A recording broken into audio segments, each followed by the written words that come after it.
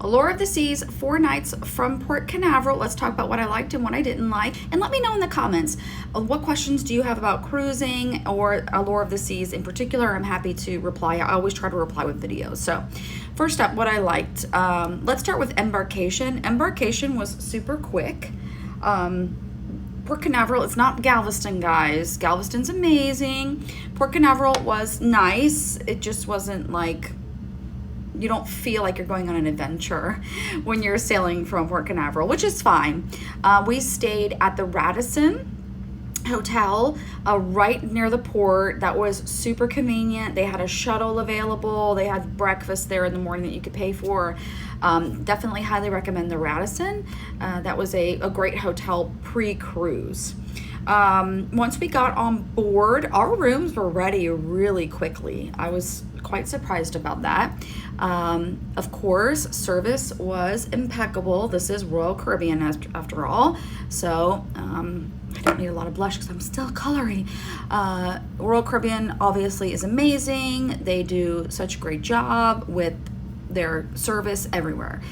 In the dining rooms, in the staterooms, at the bars, every single place was absolutely amazing as far as service. The food was good. I will do an entire video on food.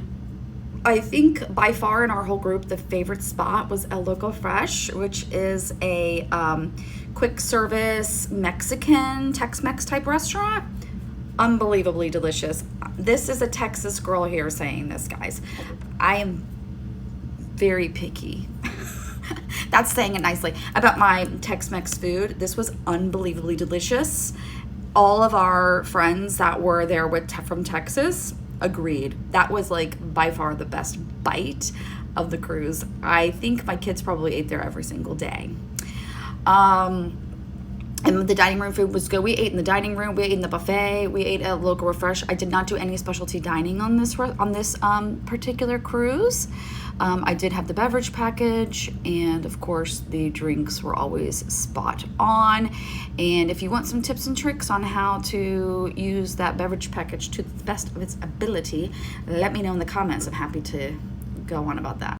Can we just stop for a second? Look at the difference mascara makes. Dead alive. Okay, the room was amazing. I had an ocean view balcony. I'll do an entire review on that as well. It was wonderful. Our stateroom attendant, Joey, was amazing. Everything like on that side of it was perfect. I will say the cons were that the cruise was way too short. 4 nights on an Oasis class ship is really tough. There's a lot of stuff to do. If you are going on an Oasis class ship, do not miss the water show. We had people in our group that missed the water show. Why? Why did you miss that show?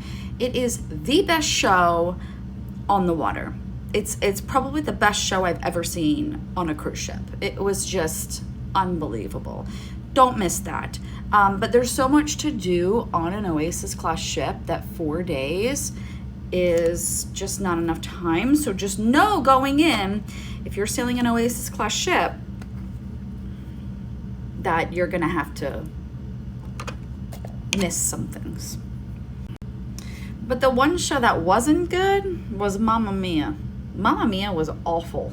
It was horrible, and I was very disappointed. That's probably the worst show I've ever seen at sea. Honestly, that was a horrible show. Don't waste your time. Go see something else. The Comedian was great. Silent Disco was great. My son loves jazz. My mom loves jazz. They went to the jazz club and listened to music, so that was awesome. A big con for me personally was Nassau. Nassau was gross. I mean, unless you have an excursion, don't get off the boat. It's a waste. Even getting off the boat was a waste, in my opinion. I like to go because I like to walk around.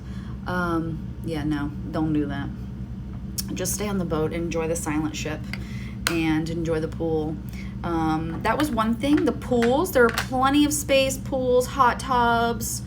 I was shocked. I never felt crowded on this boat. And for a full ship, this was a full ship. For a full ship, it was amazing. I thought it was great.